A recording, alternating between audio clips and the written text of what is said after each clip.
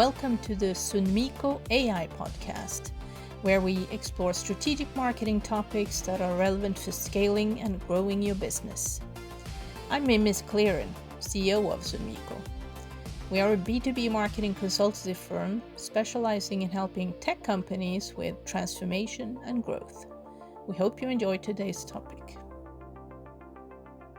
The discussion will be led by Mike and Marie. Marie is a version of me generated through an AI tool, and Mike is my AI colleague.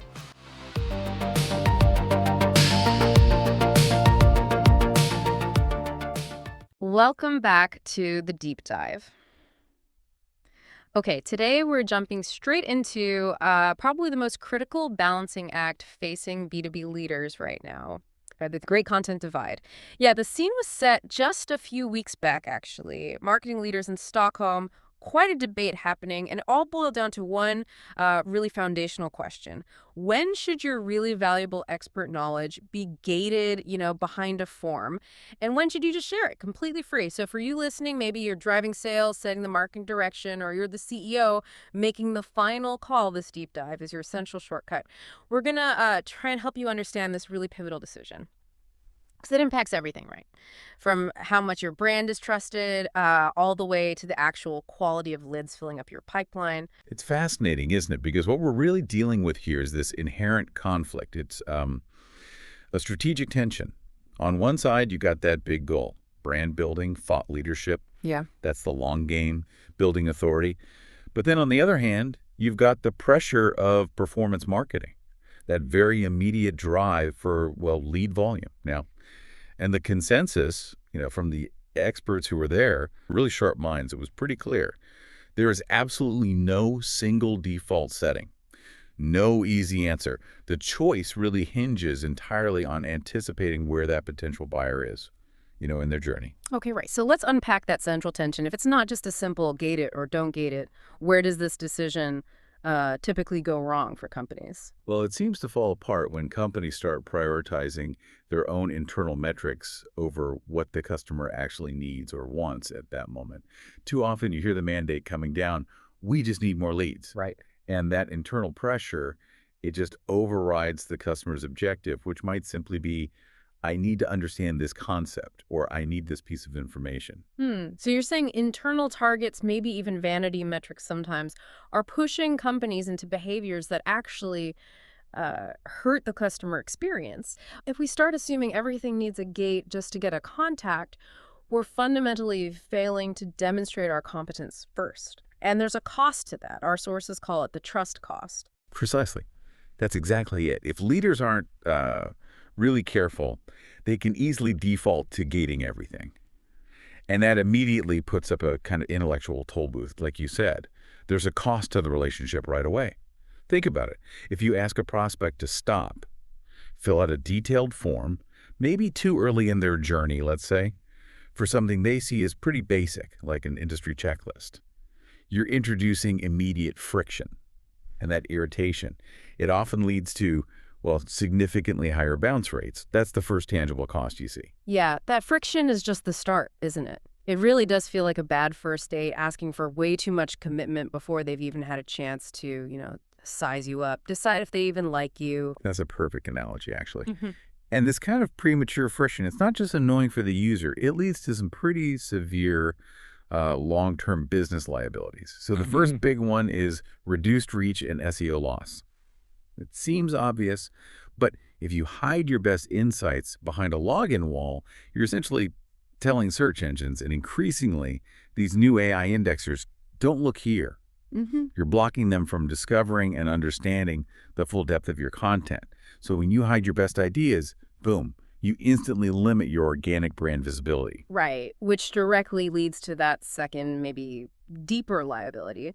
The sources called it hidden expertise. If I'm a potential buyer and I can't easily see how smart you are, how competent your firm is, how can I possibly trust you?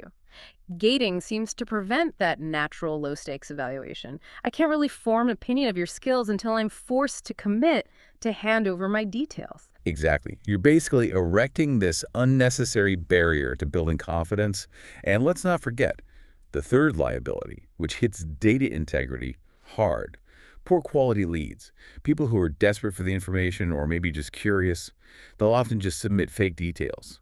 You know, placeholder info, non-work emails, just to get past the form. Which then means your marketing automation system starts filling up with junk data, and your sales team. They end up wasting hours, maybe days, chasing phantoms. Leads that are fundamentally inaccurate or useless. Mhm. And the downstream costs, of cleaning up that bad data, verifying contacts, it can often completely outweigh whatever perceived immediate benefit you got from collecting those dodgy contacts in the first place. Now, contrast that whole scenario with the genuine power of the ungated approach. When you openly share your expertise, it builds undeniable confidence. It lets potential buyers evaluate your competence, your thinking, with absolutely no commitment on their part. It drives market demand and establishes your authority simply because you're proving out in the open that you really know your stuff, maybe better than anyone else.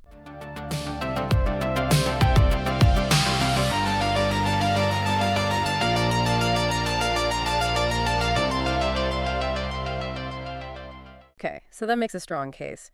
If ungated content is often the superior choice for building demand, for authority, for minimizing that trust cost, then when does the gate provide a necessary business advantage? When is that friction actually worth it? The gate really needs to be used surgically, like a scalpel, not a sledgehammer, and only for content that truly, genuinely merits that exchange of contact information. We're talking specifically about inbound lead generation here, and it requires truly premium content. The value proposition has to be crystal clear and, frankly, significantly outweigh the hassle of filling out that form. That sounds like a simple enough bar to clear, but clearly a lot of companies seem to miss it. What really separates successful gating from just, slapping a form on a generic 3-page PDF? Well, when it's executed correctly, gating offers three potentially massive strategic benefits. And they all stem from the fact that the user is actively performing an act of commitment. So first, you achieve clear perceived value. The content itself has to feel exclusive, maybe indispensable. It's not just another checklist. Think more like a comprehensive proprietary financial model, or perhaps a detailed implementation template.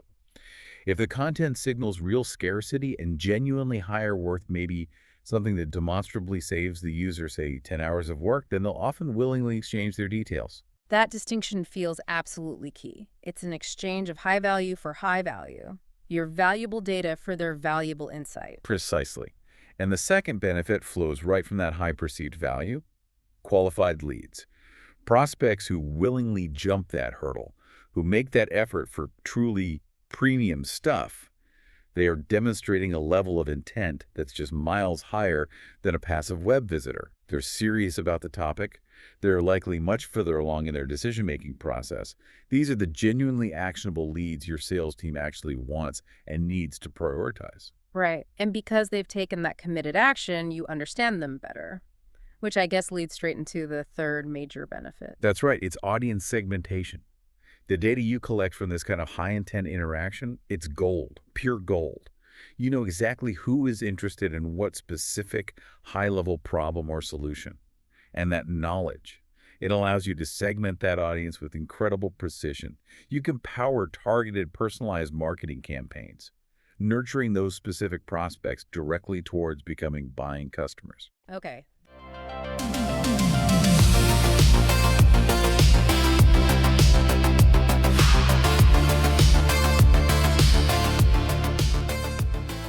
That brings us right back to the core challenge for the B2B leader listening. Before you commit to any gating strategy, it sounds like you need to conduct a pretty serious internal audit.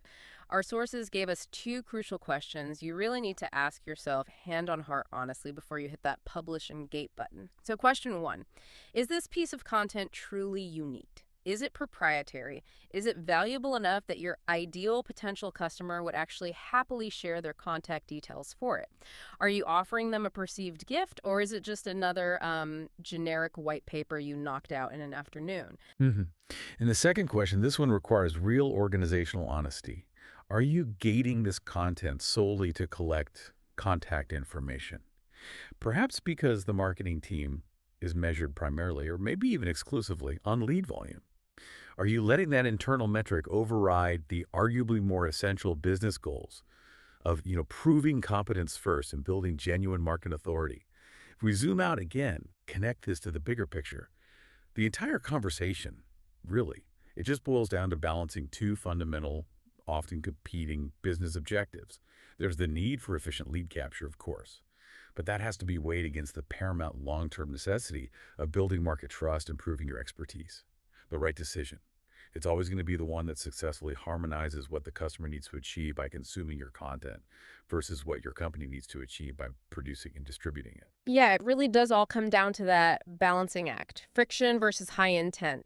Use undated content widely for massive demand generation, build that trust, establish authority, and then reserve gated content for those very specific moments where the asset is so uniquely valuable that it reliably delivers those highly qualified, high intent leads.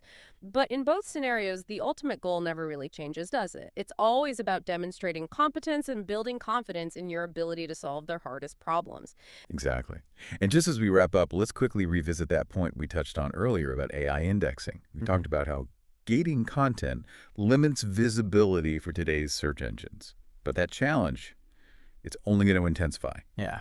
Given the already significant trust costs associated with hiding your expertise right now, it raises a really important kind of forward-looking question for you to explore next. What actually happens to the whole concept of gating when sophisticated AI systems become the primary indexer, the primary assessor of B2B web content? When they move beyond just keyword matching to actually evaluate quality, depth, and authority, does the strategic cost of concealing your best expertise just increase exponentially in that kind of AI-dominated indexing world? Something to think about. That is a fantastic and truly relevant question for probably the next 6 months to a year of business strategy. Definitely food for thought. Right. Apply these insights to your content strategy this week, everyone, and we'll see you on the next deep dive. That concludes today's deep dive into B2B marketing strategy. Visit sunmico.com for more resources. This episode was AI generated using Notebook LM from materials created by SUNMICO. There may be some strange pronunciations of certain names and concepts by the AI generated voices. Thank you for listening.